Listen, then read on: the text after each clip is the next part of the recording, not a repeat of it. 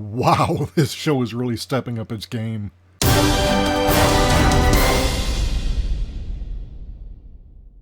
It's the Wilk Report. I'm Michael Wilk, coming to you from Cleveland, Ohio, an insomniac, putting together a really late night review of episodes 4 and 5 of The Mandalorian Season 2.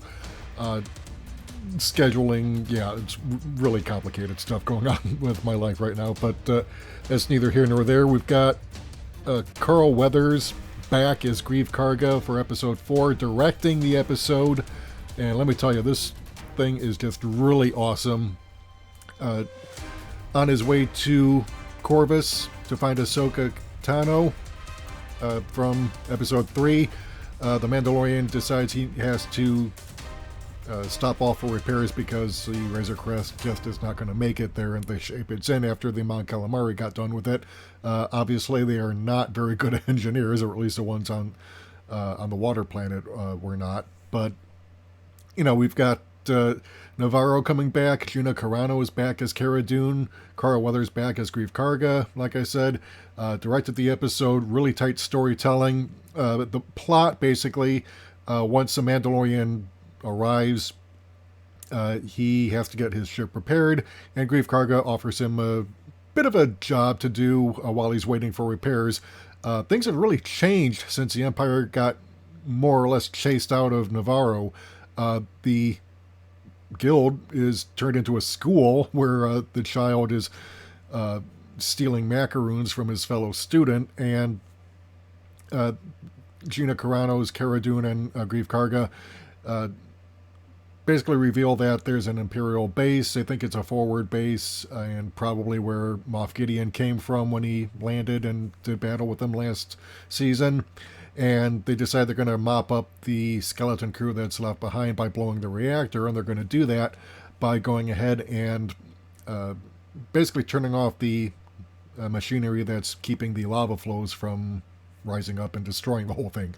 And of course, in order to get them there, Grieve Karga has apparently thawed out the blue-skinned alien from way back in Season 1, Episode 1, where the Mandalorian put him in carbonite while Grieve Karga thawed him out and offered him a job to work off his debts to him, which is like 350 years or so worth of gambling debts to pay off. So, he offers to knock off a century or two in exchange for helping them out. The episode's really tightly written, really tightly directed. Moff Gideon reappears, obviously, played by Giancarlo Esposito. He really sells the role. He's suave, debonair, menacing. Just really sells Moff Gideon as the big bad. In fact, when the Mandalorian, Cara Dune, and Grieve Karga get to the base, they discover that it's not a forward base like they thought, and it's not sparsely populated either. It's actually a cloning facility where scientists are trying to use blood samples taken from the child to make force-sensitive clones. Unfortunately, they've been complete and utter failures, and they learn through a holographic message that Gideon is still alive. And we end the episode where he is looking over tanks filled with dark troopers, which are these kind of like cyborg robotic stormtroopers created from the first generation of clones from the Clone Wars.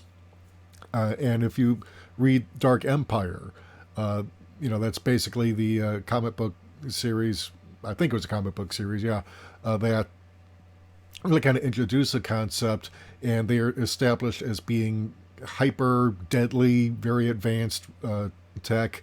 Eventually, they were replaced in later phases of the program by completely mechanized units, but the old cyborgs are still very deadly, and these are hinted at being phase 0.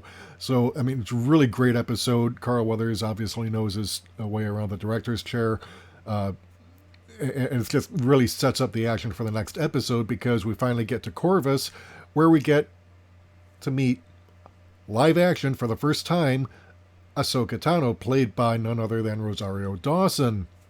And we also get Michael Biehn from the Terminator, the first film, and Aliens, and he's playing this hired gun named Lang, who is working for the big bad of the episode, which is this woman who is ruling over the planet with an iron fist. She's an Imperial remnant.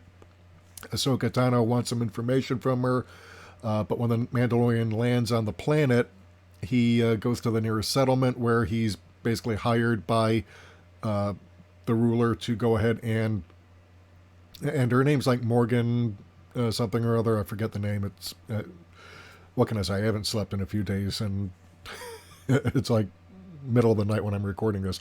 But yeah, Morgana is brandishing this Beskar spear, which she offers to the Mandalorian in exchange for killing Ahsoka Tano. But of course, he's obviously not going to do that. He doesn't accept the job and instead asks her to train the child, who gets a name, by the way. His name is Grogu. Yes, Grogu. I did not come up with that name. Dave Filoni, who wrote and directed this episode, came up with that. Don't ask me what kind of name Grogu is, but yeah, the child finally gets a name, and so he's no longer the Yoda baby, he's Grogu. And he gets a backstory too, because it turns out that he is a member of Yoda's species who was being raised and partially trained in the Jedi Temple on Coruscant right before the Empire fell. Right before the Empire rose, before the Jedi fell. And so when the Empire took over, he was spirited away where he's been spending the last 30-odd years or whatever, hiding, really kind of not exactly refusing to use the Force, because obviously he's been doing that for a while, but he's trying to maintain a low profile because he's afraid. And Ahsoka senses his fear, and she doesn't want to train him because she's worried that he'll become another Darth Vader. But it's like it really is a touching episode in regards to the Mandalorian's mission, because he's finally fulfilled it, or so he thinks. But obviously the child doesn't really want to leave him, because Ahsoka points out, look, Grogu considers him a father figure, because he's been traveling with him for a while. But, she refuses to train him, even though, the deal was that she would train him if he helped her defeat her adversary and get information from Morgana. Now, you would think that Morgana is tied to Moff Gideon. No, she's not. Because we get the big reveal at the end of the episode. Turns out Ahsoka Tano wants to know the whereabouts of none other than Grand Admiral Thrawn.